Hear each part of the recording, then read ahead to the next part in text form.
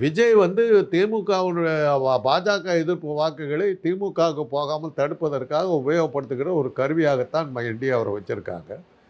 பழனிசாமிக்கு கொடுக்கறது கொடுப்பாங்க. ஏன்னா இப்போ நிதிஷ்குமார் இருக்கார்.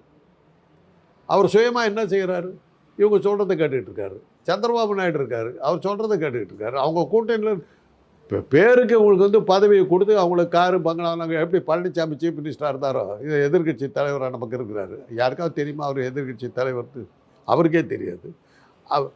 காரு பங்களா பிஏ செக்யூரிட்டி பிளைன் இது ட்ராவல் அலவன்ஸு இதுக்கு தான் அவர் உட்காந்துக்கிட்டு இருக்காரு. வேறு என்னத்தை உபயோகம்? அதே தான் இப்போ நிதிஷ்குமார் சீஃப் மினிஸ்டர். ஏன்னா அவரால் என்ன செய்ய முடியும்? அதே மாதிரி தான் சந்திரபாபு நாயுடு என்ன செய்ய முடியும்?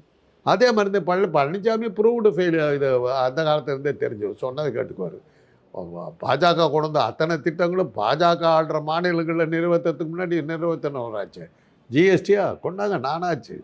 நீட் தேர்வா கொண்டாங்க நானாச்சு. உடனடியாக நிறைவேற்றினது அவர் தான். பாஜக ஆடுற மாநிலங்களில் கூட கேள்வி கேட்டாங்க. இவர் தான் கேள்வி கேட்க சொன்னது உடனே செஞ்சவர்.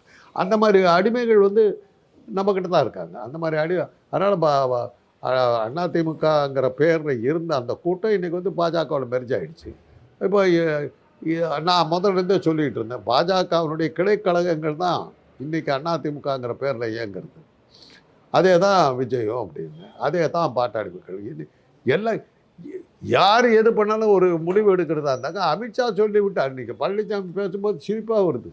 அமித்ஷா சொல்லிவிட்டார், என்னை இப்போ சீஃப் மினிஸ்டராக இருக்க சொல்லிட்டாருன்னு சொல்கிறாரு. வெக்கங்கட்ட மனுஷன். நீ இல்லை சொல்லணும், நான் தான் சீஃப் மினிஸ்டராக இருக்கணும். நீ இல்லைன்னா நான் வெளியே போகிறேன்னு சொல்கிறதுக்கு உனக்கு துணிச்சல் இல்லையே. வெக்கம் கட்டு ஒரு பழைய சீஃப் மினிஸ்டர் சொல்கிற அமித்ஷா எனக்கு அனுமதி கொடுத்து விட்டாருங்க. அப்போ அந்த கட்சி போயிடுச்சு. அந்த கட்சி அமித்ஷா தலைமையில் இருக்குது. அது மாதிரி தான் இருக்குது. என்டிஏ கூட்டணி தேர்தல் ஆணையம் ஒரு சைடு, மக்கள் திமுக கூட்டணி ஒரு சைடு. பார்க்கலாம் என்ன.